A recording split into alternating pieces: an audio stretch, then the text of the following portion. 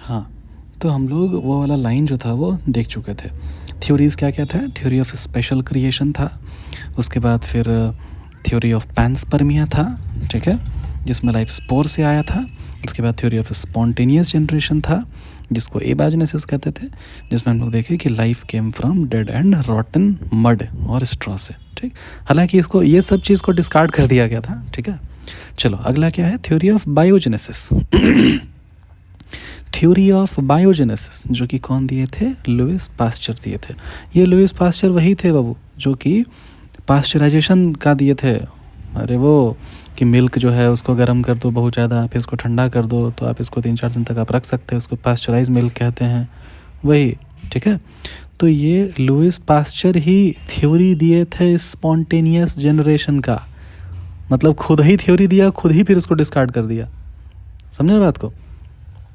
तो देखो, life arise from pre existing life, वाह रे वाह, मतलब लुइस पास्चर क्या बोल दिया कि life arise from pre existing life. कितना नया बात बोल दिया ना, ठीक है, एकदम नया बात बोल दिया। और वही डिस्कार्ड कर दिया थ्योरी ऑफ स्पॉन्टेनियस जनरेशन को। मतलब लुइस पास्चर आया और पहले वो दिया क्या? थ्योरी ऑफ स्पॉन्टेनियस जनरेशन, या फिर इसी को बोलते थे क्या? ए बायोजेनेसिस, जिसमें बोला कि मड और स्ट्रॉ से लाइफ जन्म होता है। इसी को फिर डिस्कार्ड कर दिया और फिर बाद में क्या बोला? ए बायोजेनेसिस, मतलब बोला क्या कि देखो life arise from pre existing life, मतलब वही सेल थ्योरी वाला कॉन्सेप्ट कि all cell arise from pre existing cell, omnis cellula e cellula. बहुत नया बात बोला। मतलब ये सब पॉलिटिक्स और ये सब था, किसी तरह नाम दर्ज हो जाए साइंटिस्टों के वो में, समझा। अब अगला है केमिकल एवोल्यूशन, ठीक है। तो अब ध्यान देना मेरा बात, एकदम सुनना अच्छा से, ठीक है।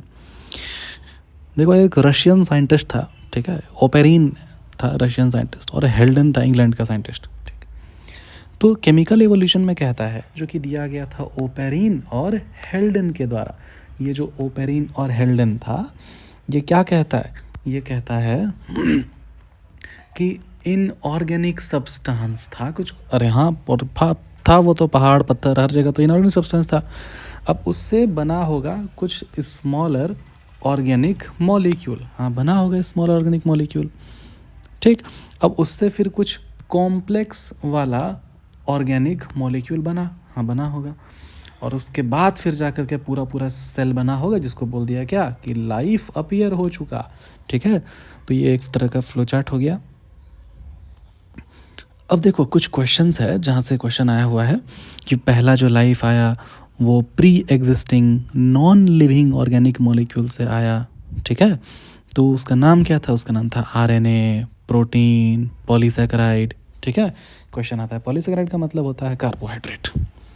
फिर क्या था? What are the conditions on the earth during the origin of universe या ओरिजिन ऑफ लाइफ। ध्यान देना, ये क्वेश्चन डबल टिक मारा हुआ क्वेश्चन पूछा हुआ है, ठीक। तो कंडीशन क्या था अर्थ पर जब लाइफ जब जन्म ले रहा था? तब टेम्परेचर बहुत ज़्यादा हाई था, और क्या था? Reducing atmosphere. बहुत इंपॉर्टेंट लाइन है, रिड्यूसिंग एटमॉस्फेयर का मतलब होता है ऑक्सीजन का प्रेजेंस ना होना, समझा? उसको बोलते हैं रिड्यूसिंग एटमॉस्फेयर। उसके जगह पर क्या प्रेजेंट था? गैसेस था, जैसे कि CH4, मीथेन था, अमोनिया था, हाइड्रोजन था, यही सब था। वॉल्केनिक स्टॉर्म चल रहा था। तो ये पॉइंट्स तीनों चारों बहुत इंपॉर्टेंट है, ठीक ना, कि टेम्परेचर बहुत हाई था, रिड्यूसिंग एटमॉस्फेयर था, गैसेस था, मीथेन, अमोनिया और हाइड्रोजन, ये तो बहुत बार पूछा है गैसेस का नाम, और वॉल्केनिक स्टॉर्म था, ठीक है। अब सुनो एक बात एकदम ध्यान से, केमिकल थ्योरी ऑफ जो था, ये केमिकल थ्योरी ओपेरिन और हेल्डन दिया, ठीक, लेकिन इस बात को प्रूफ नहीं कर पाया। प्रूफ करने के लिए आया बहुत बढ़िया साइंटिस्ट का नाम था एस.एल. मिलर। तो ये एस.एल. मिलर जो था वही देता है इसका प्रूफ, समझे बात को, सिमिलर इन्वायरमेंटल कंडीशन को क्रिएट करके। अब भाई सिमिलर इन्वायरमेंटल कंडीशन कैसा था, क्या था? एकदम ध्यान से सुनना मेरा बात को, ठीक है। रुको बताते हैं।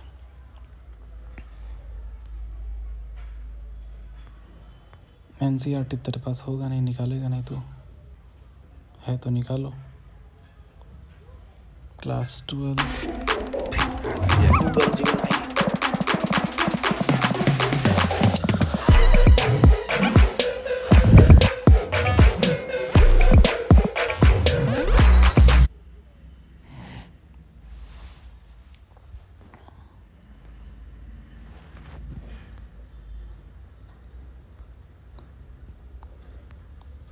क्या, कहाँ गया रे एवोल्यूशन?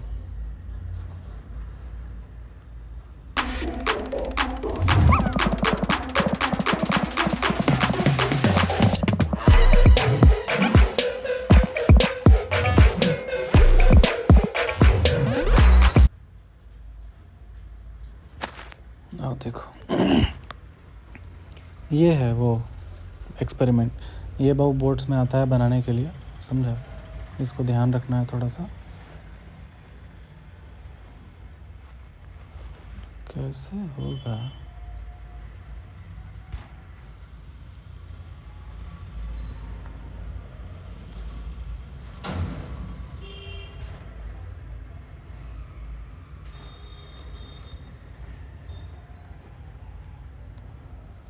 इसमें लिखाता नहीं है जी।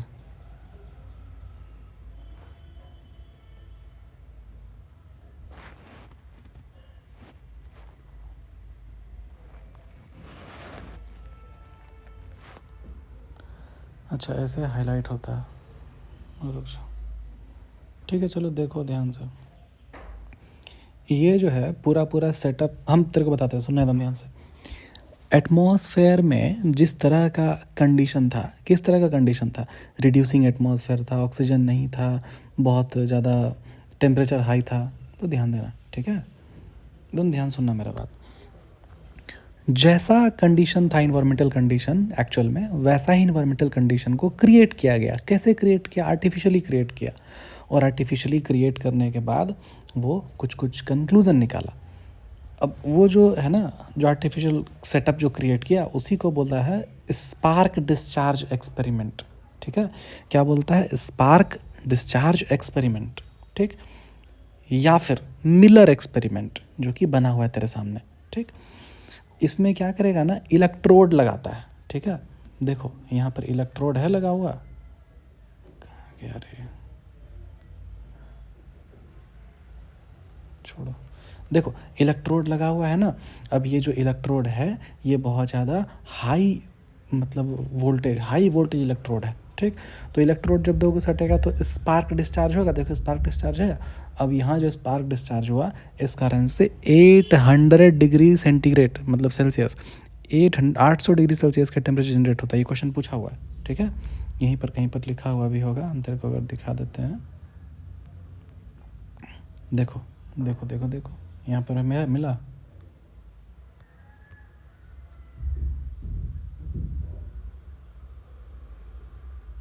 देखो उस लाइन को देखो, है he created electric discharge in a close flask, जिसमें वो गैसेस था और वाटर वेपर था 800 डिग्री सेंटीग्रेड पे। क्वेश्चन बहुत बार आया हुआ है हिमांशु, समझा बात को? तो ये 800 डिग्री सेंटीग्रेड पे वो किया, और वहाँ पर उस चेम्बर में कुछ गैसेस को भी रखा। कौन सा गैसेस था ये पूछता है बार बार। मीथेन था, अमोनिया था, वाटर नहीं था, वाटर वेपर्स था, ठीक, H2O, और क्या था? हाइड्रोजन। अब क्या करता है ना ये लोग, ध्यान सुनना, यहाँ देखो बॉइलिंग वाटर है। अब ये बॉइलिंग वाटर को क्या करेगा? बॉइलिंग वाटर वेपर बन करके ऊपर जाएगा, ऊपर जाएगा, ऊपर जाएगा, ऊपर जाएगा, फिर साइड में आएगा, फिर यहाँ पर वेपर पहुँच जाएगा। उसके बाद फिर क्या किया? वाटर को आउट, मतलब वाटर निकलने का प्रोसेस का तरीका है, कंडेंस होने का, वाटर भेजने का है। देखो यहाँ वाटर इन लिखा हुआ है, वो यहाँ से वाटर देगा, फिर ये वाटर ड्रॉपलेट इधर से नीचे आएगा, फिर ये वाटर कंटेनिंग ऑर्गेनिक कंपाउंड यहाँ पर है, ठीक, लिक्विड वाटर, ये ट्रैप है, मतलब वो स्टॉप कॉक जैसा है, बंद करने वाला जैसा है। ठीक, हम तेरे को समझाते हैं कंक्लूजन, ठीक है। ये जो पूरा जो किया गया ना, मतलब पानी देते गया, बॉइलिंग करते गया, तो वाटर वेपर ऊपर आया चैम्बर में, और ये साइकिल को ये लोग स्पार्क डिस्चार्ज के थ्रू, साइकिल को ये लोग 10 बार, 15 बार, 20 बार ये लोग किया। रिपीटेड जब इतना बार जब साइकिल चला है ना, तो लोग देखता है कि कुछ कुछ स्मॉल ऑर्गेनिक मॉलिक्यूल्स बनने लगा। और वो जो स्मॉल मॉलिक्यूल जो बनने लगा वो अमीनो एसिड था, अमीनो एसिड था और कुछ प्रोटीन था, यही सब था। समझा बात को? तो क्या करो, एक बार नोट्स देखो, नोट्स में क्या लिखा हुआ है। स्पार्क डिस्चार्ज एक्सपेरिमेंट हुआ by creating 800 degree temperature in the chamber, जिसमें था methane, ammonia, hydrogen, water vapour with high voltage electrode. अच्छा, उस लाइन को ऐसे लिखे हैं, water vapour with the spark discharge, जो कि प्रोड्यूस हुआ कैसे? With the help of electrode. ठीक है। By the continuous observation few molecules are seen, जैसे प्रोटीन, आरएनए और पॉलीसेकेराइड। अब देखो, अच्छा वो क्वेश्चन को याद करो तो, वो क्वेश्चन था कि लाइफ कैसे शुरुआत हुआ, तो प्रोटीन, आरएनए और पॉलीसेकेराइड। तो वो कैसे बना, तो वो ऐसे बना, उसका प्रूफ है, पूरा केमिकल प्रूफ है। बूझे बात को, बोलो। By the continuous observation few molecules are seen, protein, RNA और polysaccharide. Theory of biological evolution, अब ये अगला है थ्योरी ऑफ बायोलॉजिकल एवोल्यूशन, ठीक है। शायद हो सकता है आपको ठीक लगे या ना लगे ये बात सुनने में, कि देखो एक साइंटिस्ट आया, ठीक है, और उसका नाम था लेमार्क, और वो लेमार्क क्या कहता है कि जिस चीज़ का आप यूज़ बहुत ज़्यादा करोगे वो चीज़ इवॉल्व होगा, जिसका यूज़ आप नहीं करोगे वो चीज़ डिसअपियर हो जाएगा। ठीक वैसे ही हिमांशु, जैसा तेरा दिमाग जो है तो यूज़ नहीं करता है ना, डिसअपियर हो जाएगा एक दिन, समझे बात को। देखो, तो ये बात वहाँ से आया कि जब बंदर का जो पूँछ था जिससे वो लटकता था ऊपर, है ना, वो में क्या बोलते हैं उसको, पेड़ में, तो वो जब बंदर का जब अपना पूँछ जब वो कम इस्तेमाल करने लगा, धीरे धीरे करके डिसअपियर हो गया। जिराफ के पास एक ऐसा समय आया जब उसके आसपास सिर्फ और सिर्फ बड़ा बड़ा बड़ा बड़ा ट्रीज़ था, तो वो गर्दन को उचक उचक करके खाने लगा, तो उसका गर्दन एक दिन बहुत ज़्यादा लंबा हो गया। मतलब एक दिन लंबा नहीं, धीरे करके बहुत ज़्यादा लंबा हो गया। ऐसा ऐसा थ्योरी ये देता था। अब बोले इसका एविडेंस क्या है, गर्दन वाला बात को तो प्रूफ नहीं कर पाएंगे, लेकिन ये एक तो बात प्रूफ करता है कि देखो वेस्टिजियल ऑर्गन्स है, देखो वो दांत है, वो वाला लास्ट वाला जो होता है, मोलर प्रीमोलर जो बोलते हैं, समझो बात को, मोलर बोलते हैं, लास्ट वाला दांत है, वो वेस्टिजियल ऑर्गन है, वो हम लोग का अपेंडिक्स है, वर्मी फॉर्म अपेंडिक्स, वो वेस्टिजियल ऑर्गन। वेस्टिजियल ऑर्गन क्या है कि कभी किसी समय पर वो फंक्शनल हुआ करता था, अब वो फंक्शनल नहीं है। बोलो समझ में आ रहा है कि नहीं आ रहा है? ध्यान देना मेरा बात, ठीक है।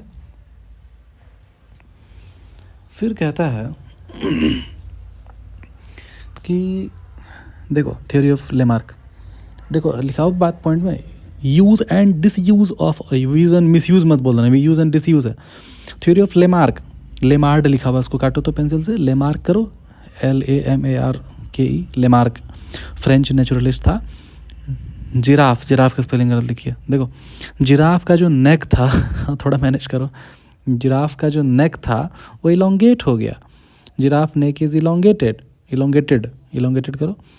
फोरेजिंग, फोरेजिंग का मतलब होता है ईटिंग हैबिट, इकोलॉजी में भी आपका बुक में लिखता है ये बात, फोरेजिंग, फोरेजिंग पैटर्न मतलब eating habit of tall trees, ठीक है।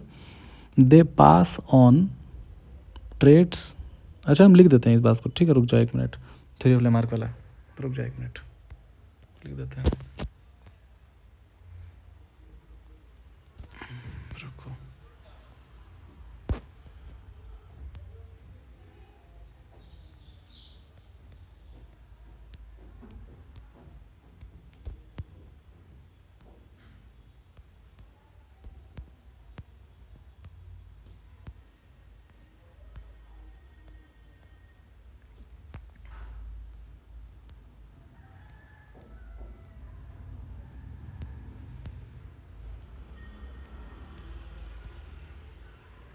क्या हो गया जी?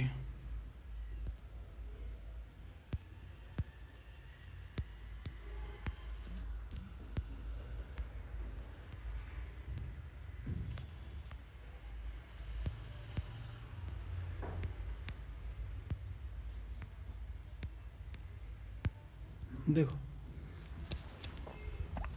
इसमें आप बोलोगे कि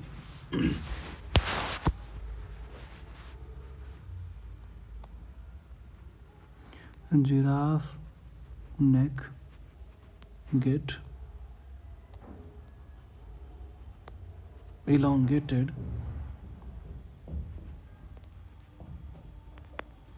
due to the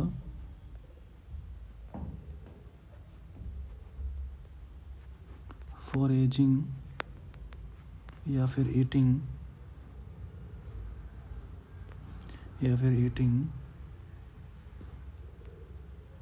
of tall trees,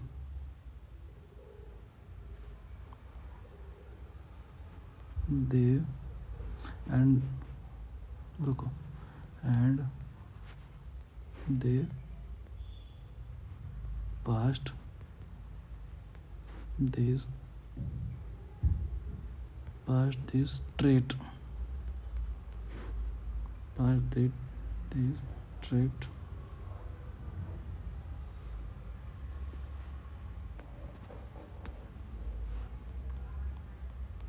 in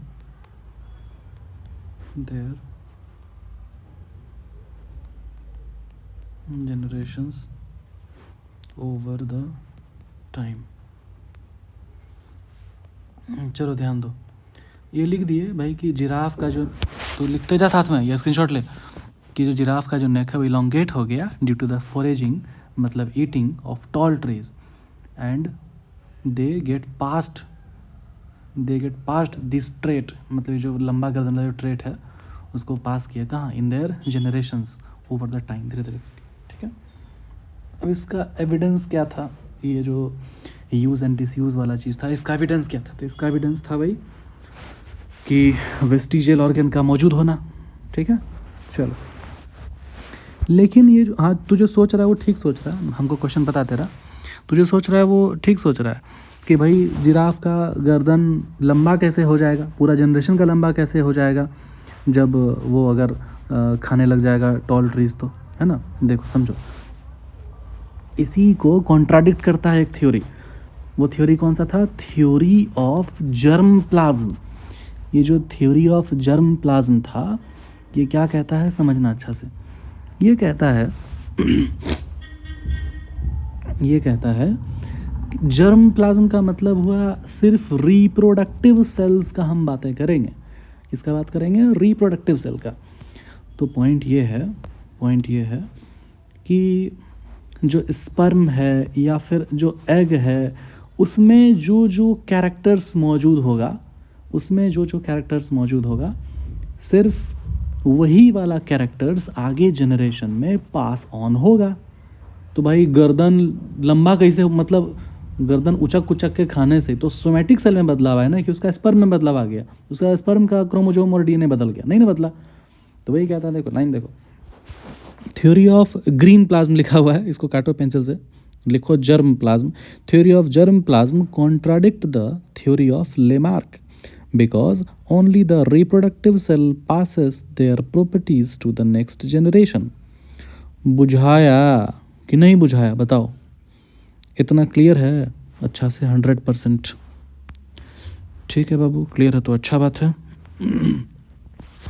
चलो आओ, अब तक हम लोग जो है बहुत सारा चीज़ हम लोग देख चुके, थ्योरी ऑफ लाइफ कैसे आया, थ्योरी ऑफ स्पेशल क्रिएशन देखे, पैनस्पर्मिया देखे, स्पॉन्टेनियस जनरेशन देखे, थ्योरी ऑफ बायोजेनेसिस देखे, केमिकल एवोल्यूशन से हम लोग ये बात देखे कि पहले इनऑर्गेनिक सब्सटेंस आया, फिर स्मॉल ऑर्गेनिक सब्सटेंस आया, फिर कॉम्प्लेक्स ऑर्गेनिक सब्सटेंस आया, फिर उसका लाइफ अपीयर हो गया। पहला जो लाइफ जो बना था प्री एग्जिस्टिंग लाइफ से बना था नॉन लिविंग ऑर्गेनिक मॉलिक्यूल कुछ था, जैसे कि आरएनए, प्रोटीन, पॉलीसैकेराइड था। इन्वायरमेंट कैसा था जब लाइफ बन रहा था तब, तो ये बात बहुत ध्यान रखना कि रिड्यूसिंग एटमॉस्फेयर था, हाई टेम्परेचर था, ठीक। गैसेस कौन कौन सा था, तो मीथेन था, अमोनिया था, हाइड्रोजन था।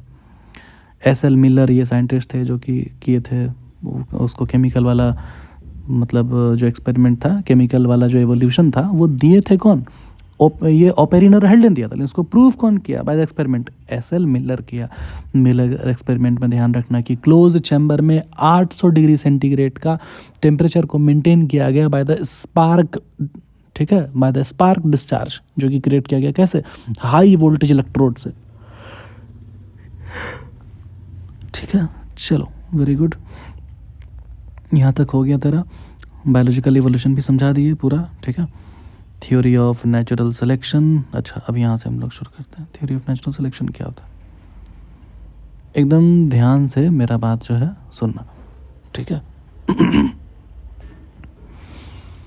थ्योरी ऑफ नेचुरल सिलेक्शन क्या होता है, तो बात यह है कि एक चीज़ बोलता है नेचुरल सिलेक्शन में, एक चीज़ बोलता है, वो चीज़ है सर्वाइवल ऑफ द फिटेस्ट, ठीक है।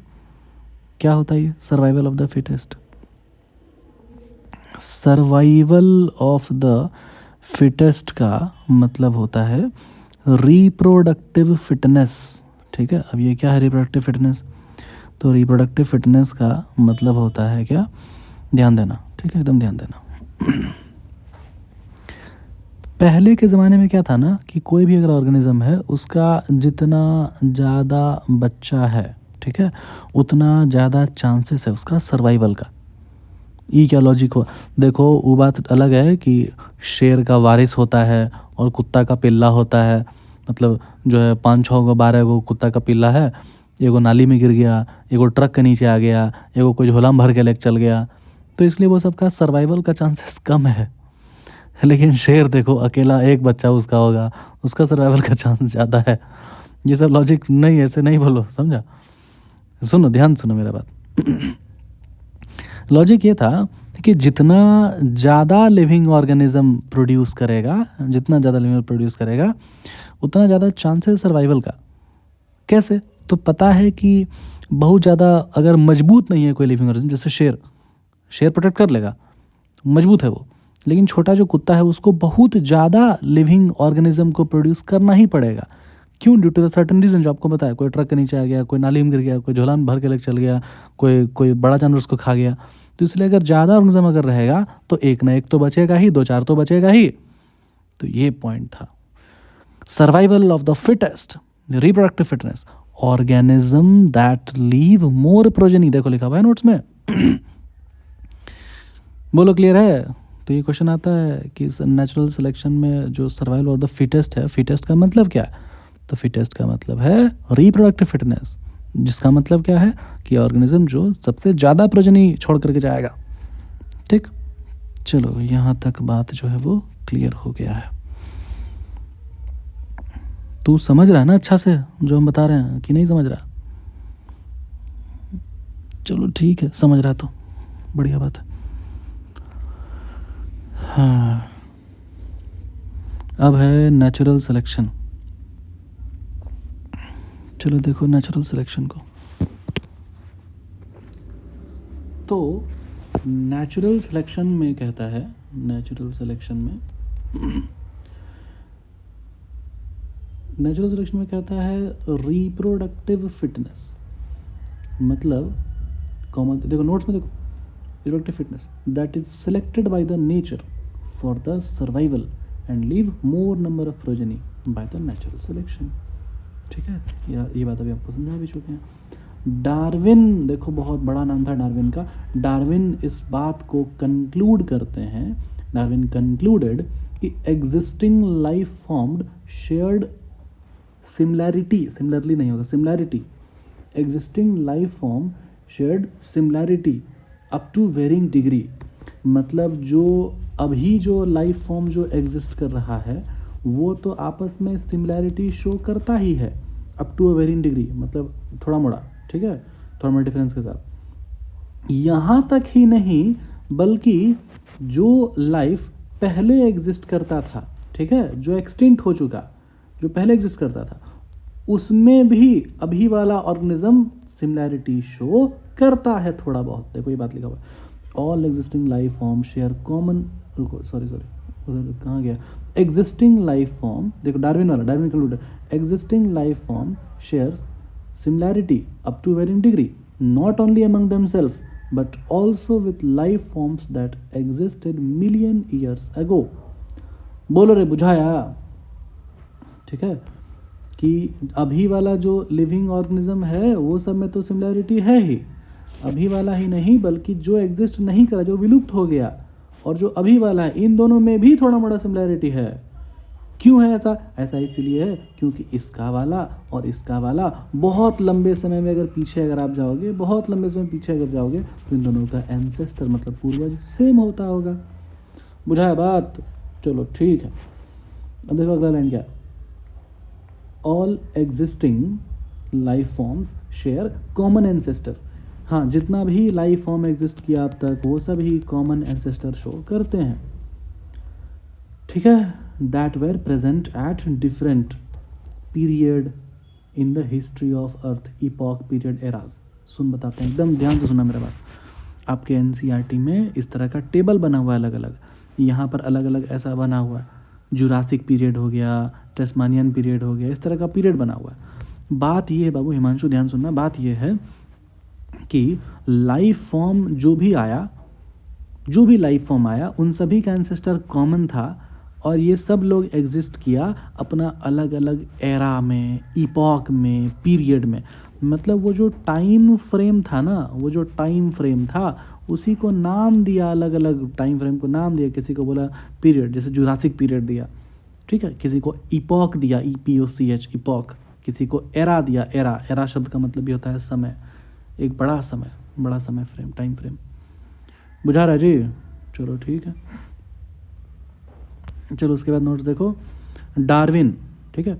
एवोल्यूशन जो है वो स्लो था। देखो सुन, ध्यान से सुना, ध्यान से एकदम सुनो। एवोल्यूशन के दुनिया में दो आदमी का बहुत ज़्यादा लड़ाई हुआ। एक आदमी का नाम था क्या? डार्विन। और दूसरा का नाम था क्या? ह्यूगो डिब्रिस। देखो ह्यूगो डिब्रिस नाम था, इसको हम ढिबरी ढिबरी कहते हैं। ढिबरी मतलब समझता है ना? इसका पूरा नाम एक्चुअल में था ह्यूगो डी वेरिस। अलग अलग था, ये वाला अलग नाम और ये अलग, ये अलग, तीनों अलग नाम लिखता है, ऐसे बीच में डैश दे देता है। ह्यूगो डिब्रिस। हम बोलते हैं ढिबरी। ढिबरी मतलब जो ऐसा चश्मा पहनता है उसको ढिबरी कहते हैं। देखो तो डार्विन कहता है कि इवोल्यूशन जो है बहुत ज़्यादा स्लो होगा, ठीक है, डायरेक्शनल होगा। डायरेक्शनल का मतलब क्या? मतलब पता है कि पूछ जो है यूज नहीं हो रहा तो पूछ गायब होने वाला है, ठीक है, इस तरह का डायरेक्शनल होगा। लेकिन ढिबरी कहता था कि देखो जो इवोल्यूशन है वो तुरंत हो जाएगा, फास्ट हो जाएगा, और ये डायरेक्शन लेस होगा, रैंडम होगा, सडन होगा। ये सब बात ये कहता था। ये सब लड़ाई को हम लोग देखेंगे आगे। फिलहाल देखो तो डार्विन के बारे में समझो। Darwin, evolution is slow and gradual, और वेरिएशन जो है ना बहुत स्मॉल होगा, माइनर होगा और डायरेक्शनल होगा, ठीक है। और डार्विन क्या देते हैं? डार्विन दो गो की कॉन्सेप्ट देते हैं। डार्विन गेव 2 की कॉन्सेप्ट। पहला की कॉन्सेप्ट क्या था? नेचुरल सिलेक्शन का था। और दूसरा क्या था? ब्रांचिंग डिसेंट का था। पहला था नेचुरल सिलेक्शन का और दूसरा था ब्रांचिंग डिसेंट का। समझा देते हैं, एक बार देख लो। नेचुरल सिलेक्शन तेरे को पता ही है, ठीक। अच्छा ये बात तेरे को शायद अगर याद आ रहा हो कि सर तो ये बात था कि बैक्टीरिया का झुंड था, अचानक से टेम्परेचर बहुत ज़्यादा बढ़ गया तो सब बैक्टीरिया मर गया, एक दो ठो बैक्टीरिया जो है वो बच गया, है ना। और जो बच गया उसी को बोला क्या, कैसे बच गया? क्योंकि किसी तरह का म्यूटेशन हो गया उसमें और वो हीट रेसिस्टेंट हो गया और टेम्परेचर बढ़ने के बाद वो हीट को सर्वाइव कर गया तो बच गया। इसी को बोला क्या? Natural selection. इसी को बोला सर्वाइवल फॉर द फिटेस्ट। हाँ ये भी हो सकता है, क्योंकि यही ना फिर बाद में फिर ये करेगा, नया नया बच्चा बनाएगा और ढेर सारा बच्चा बनाएगा और उसका बच्चा भी अगर वैसा ही रहा हीट रेजिस्टेंट तो वो सर्वाइव कर जाएगा। कंक्लूजन है ना, कंक्लूजन कि लीव मोर प्रोजनी वाला बात, ऑर्गेनिज्म जो कि ज़्यादा प्रोजनी छोड़ करके जाएगा। बुझा है बात? तो इनडायरेक्टली मतलब वही हुआ इसका। ये बचपन में आप पढ़े होगे शायद अगर तो। अब देखो दूसरा वाला था ब्रांचिंग डिसेंट का मतलब क्या होता है बाबू? ब्रांचिंग डिसेंट का मतलब, ब्रांचिंग डिसेंट का मतलब होता है कि जैसे सुनो, ये कोई लिविंग ऑर्गेनिज्म है, फिर ये बन गया, उसके बाद फिर ये बन गया, ठीक है। तो अब बात ये है बात ये है कि ये वाला जो लिविंग ऑर्गेनिज्म है ये नया लिविंग ऑर्गेनिज्म को प्रोड्यूस किया, और ये वाला जो है ना, और इसमें दोनों में वेरिएशन है, समझे बात को। फिर ये वाला जो है इसको जनरेट किया, इसको जनरेट किया, फिर ये वाला में वेरिएशन है। मतलब वेरिएशन हमेशा न्यू ऑर्गेनिज्म में आ रहा है, ब्रांच बन रहा है, ब्रांच डिसेंड हो रहा है, ब्रांचिंग डिसेंड कहते हैं इसको। Variations are seen in new generation. देखो लिखा हुआ है बात, जो वेरिएशन दिख रहा है वो नया वाला जनरेशन में है, समझे जी? ठीक है। उसके बाद एक तो क्वेश्चन दिया हुआ है कि भाई ब्रांचिंग डिसेंट समझ में आया ना? नहीं समझ में आया फिर से बताएंगे। देखो ब्रांचिंग डिसेंट का मतलब है कि इस तरह से ब्रांच बनते जाएगा, एक ऊपर फिर दो को नीचे, फिर ऐसे ब्रांच बनते जाएगा। और जैसे जैसे आप नीचे के और आप डिसेंड करोगे, जैसे जैसे आप नीचे की ओर डिसेंड करोगे तो वहाँ पर वेरिएशन देखा जाएगा, वेरिएशन ज़्यादा देखा जाएगा, उसको बोलते हैं ब्रांचिंग डिसेंट। अब कुछ क्वेश्चन है आपका नोट्स में कि नेचुरल सिलेक्शन हुआ, कुछ ऑब्जर्वेशन पर था, लिमिटेड रिसोर्स, ये सब क्वेश्चन सब कराएंगे, ठीक है, क्वेश्चन के फॉर्म में है। चलो बताओ, यहाँ तक आपको समझ में आया? समझ में आया ही होगा, ठीक है। आई होप कि आप चलो ठीक है हिमांशु, इसको देख लेना अच्छा से एक बार और जो है आप नोट्स को पढ़ लो पूरा बढ़िया से, ठीक है। ये 2 को की कॉन्सेप्ट वाला क्वेश्चन आता है, ठीक है। एवोल्यूशन को पढ़ने का तरीका अलग होता है। एवोल्यूशन से सिर्फ एक ही क्वेश्चन आता था, लेकिन पिछले 5-6 साल में जो है क्वेश्चन का नंबर बढ़ गया है। नीट में तो 3-3 क्वेश्चन आने लगा है, बोर्ड से भी क्वेश्चन आता है जिसमें कुछ ग्राफ व्राफ है, ठीक है। ये सब हम लोग देखेंगे अच्छा से। चलो ठीक है, तब तक के लिए पढ़ाई करते रहें। All the best.